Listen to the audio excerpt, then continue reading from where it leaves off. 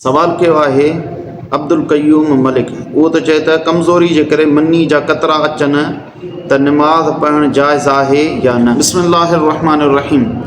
जेकॾहिं कंहिं शख़्स जी मनी शहवत ऐं दफ़के सां ख़ारिज थी आहे उन ते गुस्ल वाजिब थींदो, पर जेकॾहिं कंहिं बीमारी जे करे या बग़ैर शहवत जे ख़ारिज थी आहे त उन ते गुस्ल वाजिब न थींदो, अलबत्ता उन जे मथां वज़ू करणु वाजिब आहे। इन करे उहो शख़्स वज़ू करे ऐं नमाज़ पढ़ंदो। अल मक़सूद ले सरख़सी जे अंदरि आहे त इज़ा ख़रज अला वजहि दफ़के व शहवत फ़इन ख़रज ला अला हाज़िहि सिफ़त लिहमलिही शयअन सकीलन औ सुकूतही अला ज़हरिही ला यल्ज़मुहु इंदना। पाण फरमाईंदा त जेकॾहिं मनी शहवत ऐं दफ़के यानी टपके सां ख़ारिज थी आहे त गुस्ल वाजिब थींदो, पर जेकॾहिं इन तरीक़े सां ख़ारिज न आहे थी, यानी ॿार खाइण जे करे ख़ारिज थी आहे या बीमारी जे करे ख़ारिज थी आहे या कंहिं पुठी में धकु हयोसि उन जे करे ख़ारिज थी आहे त असां वटि इन सां गुस्ल वाजिब न थींदो। अॻियां पाण फरमाइनि था त लिअन्न ख़ुरूजहू बिसिफ़त ख़ुरूजिल मज़ी फ़हुक्मुहु हुक्मुल मज़ी फ़ी इजाबिल वुज़ूए।